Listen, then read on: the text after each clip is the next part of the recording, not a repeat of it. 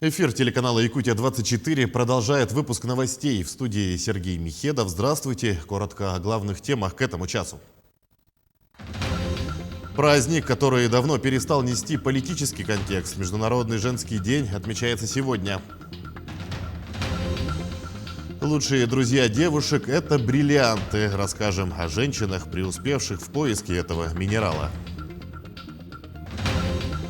В стремительном ритме жизни всегда найдется место лирики. Нерюнгринская поэтесса поделится своим творчеством.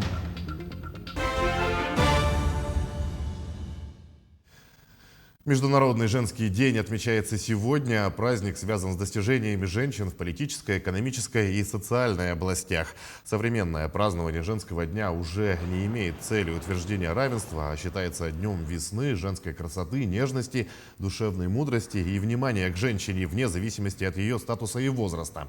Праздник отмечается Организацией Объединенных Наций, а в некоторых странах, как и в России, этот день является национальным праздником.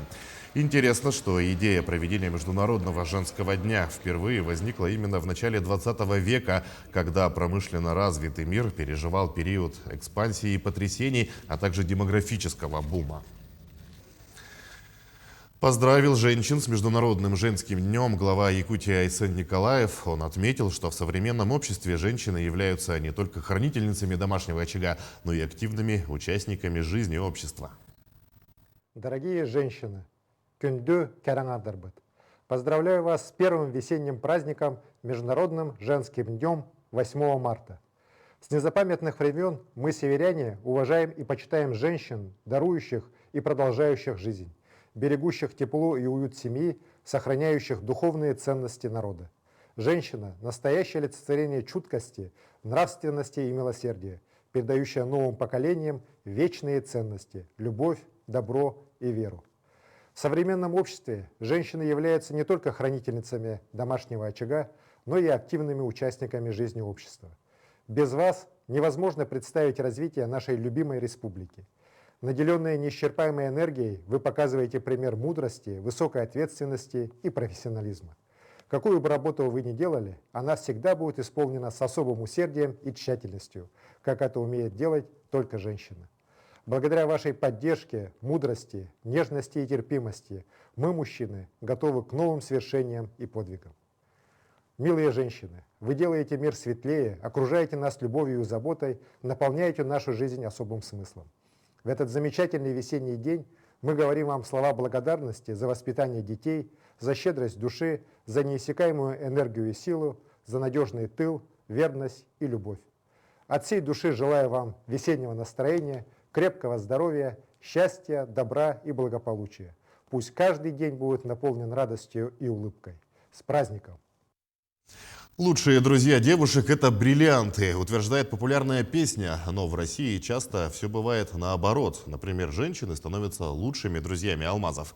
Ведь именно наши женщины больше всех преуспели в поиске этого драгоценного минерала. Открыли богатейшие в мире алмазные источники – знаменитые кимберлитовые трубки Якутии. Продолжит тему Дмитрий Тымыров. Лучшие друзья девушек – это бриллианты, утверждает любимая песенка Мэрилин Монро. Но в России часто бывает наоборот. Например, женщины становятся лучшими друзьями алмазов. Ведь именно наши женщины больше всех преуспели в поиске этого драгоценного минерала. Открыли богатейшие в мире алмазные источники – знаменитые кимберлитовые трубки Якутии. Представители прекрасной половины человечества занимают свое почетное место в истории развития алмазной отрасли Якутии. Очень символично, что в нашей стране первооткрывателями коренных месторождений алмазов, минералов, с помощью которых создаются прекрасные якутские бриллианты и самые красивые украшения, стали именно женщины.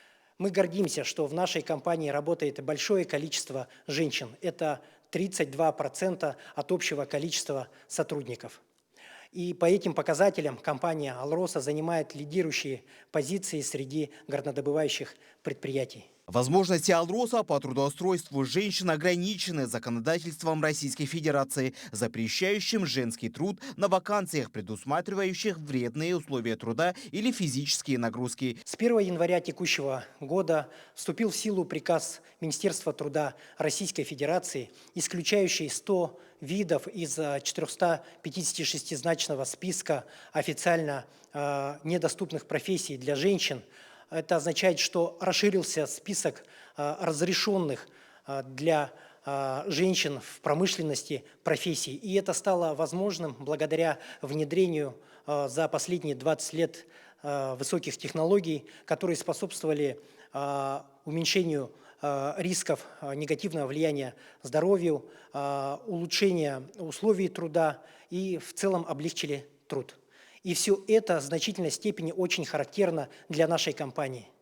Подчиняясь законодательству, Алроса не принимает женщин на работу в подземных рудниках или открытых карьерах. Но даже несмотря на это ограничение, доля женщин в коллективе Алроса остается высокой. Они трудятся на любых должностях, в любых сферах, от геологоразведки и научной деятельности до оценки и сбыта алмазов. Сегодня в компании Алроса работает более 7 тысяч женщин, которые каждый день вносят свой огромный вклад в развитие и успехи Алроса, а значит и для всей нашей республики. Пользуясь случаем, хочу поздравить от имени всех мужчин компании Алроса и от себя лично в этот прекрасный праздничный день наших коллег, представительниц прекрасного пола, пожелать им добра, счастья, здоровья и прекрасного весеннего настроения. Дмитрий Тымыров, Семен Семенов, Якутск. Многие полагают, что в эру стремительного течения жизни, когда женщина наравне с мужчиной покоряет вершины успеха, нет места лирике. Но нерюнгринский поэт Ирина Рябова опровергает это утверждение своим творчеством и желанием, несмотря ни на что, любить и обретать женское счастье. Наши корреспонденты в канун праздника пообщались с поэтессой. Есть женщины, не баловни судьбы. Их нежностью, умом природа наделила. В них столько чуткой доброты и нежности, и силы. О, сколько жизненных преград судьба им ставила не счесть. В ответ, не требуя наград, была та женщина и есть. Первый творческий порыв возник у Ирины, когда ей исполнилось 17 лет. Тогда в ее сердце впервые зародилась любовь. Жизненный опыт стал основой ее творчества. Те строки, что ложатся на лист бумаги, сначала проходят через ее сердце. Основные темы ее стихов – это в первую очередь любовь, природа, любимый город и в последнее время духовная лирика. Многие стихи приходили ко мне во сне. Вот многие удивляются. Я вставала и записывала, они просто рекой лились, я просто вот откуда-то ловила эти строчки. Если я поленилась и думаю, ну я так хорошо помню эти строчки, я так хочу спать, я утром обязательно их запишу. Я утром не могла их вспомнить. То есть я считаю, что это дар Божий.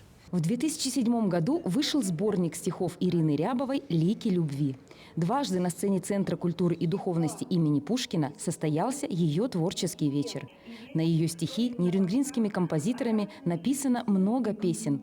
Владимир и Зоя Гуренчук, Анатолий Тайбаш, Дмитрий Пузиков, Андрей Соболев, Елена Лепехина – это еще не полный список тех, на чью музыку легли строки Ирины. Вот, например, Ирина Рябова, моя самая любимая поэтесса нашего города. Они мне близки очень, стихи, они такие, как будто бы я их писала моментами. Ну и мы как-то с ней очень сильно сочетаемся. Я читаю ее стихи и сразу их слышу. Вот они мне ложатся вот прям легко и просто. Берешь, подбираешь, и тут же все. Я ей уже звоню, говорю, все, готово. Сегодня Ирина счастливая мама 2 дочерей и бабушка 4 внуков. В ближайшее время планирует выпустить второй сборник стихов «Свет любви». Непобедимая в своем великом умении любить, она не теряет свою внутреннюю красоту и продолжает творить и наслаждаться жизнью. Ирина Кичигина, Вадим Барашков, Нерюнгри. Почти 5 миллиардов рублей направят семьям в Якутии при рождении детей в рамках нацпроекта «Демография», инициированного Владимиром Путиным. Об этом рассказала замминистра труда и соцразвития региона Елена Теплякова. По ее словам, за последние 3 года объем средств, предусмотренных на поддержку семей с детьми по линии министерства, увеличился почти в 2,7 раза. Объем финансирования вырос за счет изменения критериев нуждаемости при назначении ежемесячной выплаты при рождении первого ребенка с 1,5 до 2-кратного размера прожиточного минимума. Также был увеличен срок выплаты указанного пособия от 1,5 лет до достижения ребенком 3-летнего возраста. Далее о спорте. Егор Филиппов стал чемпионом в весе свыше 70 килограммов и отправится на игры Дыгына. В столице подвели первые итоги республиканского чемпионата по национальному многоборью. 2-е место завоевал Владимир Федоров, 3-е – Артем Варданян. На мероприятии побывала наш корреспондент Елизавета Васильева. 54 спортсмена и 2 весовых категории. В спортивном комплексе «Дохсун» второй день разгораются нешуточные страсти. Спортсмены соревнуются по 5 видам многоборья. Это прыжки, якутская вертушка, масс-рестлинг, а также хапсагай и бег на 400 метров. Из основной программы исключили стрельбу из лука и переноску камня. А женщины вместо хапсагая выявили сильнейшую в турнире халбас-карата. По итогам первого дня, по итогам 3 видов, среди мужчин до 70 килограмм лидирует Тимофей Большаков с Сунтарского улуса, а свыше 70 Егор Филиппов, Хангаласский улус, а среди женщин Адамова Евгения, Солданский улус. Одной из центральных схваток турнира, как обычно, является масс-рестлинг. Среди маджины есть и Сардана Осипова. Она мастер спорта весовой категории 55 килограммов. Подготовку к чемпионату начала с прошлого года. Далее по плану участие в играх Манчары. Тутум эргиру – это для меня как бы новое. Я ни разу в этом еще не участвовала, не соревновалась. И поэтому результат, главное, свой план я выполнила. Я провернулась 14 раз. А сейчас по масс-рестлингу я выхожу в финал. В борьбе хапсагай лучший результат показали как новые имена, так и фавориты прошлогодних игр Дыгына. Так Егор Филиппов одолел Артема Варданяна, а Николай Матаннанов, напротив, проиграл многоборцу Геннадию Иванову. Многократный участник игр Иннокентий Колесов тоже пробует свои силы ради заветной путевки. С каждым годом национальное многоборье развивается, участников становится больше. И это дает очень большую перспективу, конкуренцию между спортсменами. И я бы посоветовал тоже всем молодым, начинающим упорно тренироваться. Спортсмены определяют сильнейших в 2 весовых категориях – до 70 килограммов и выше. Турнир, помимо возможности стать участником в играх Дыгына, также является отборочным этапом к играм Манчары, которые пройдут в Горном Улусе.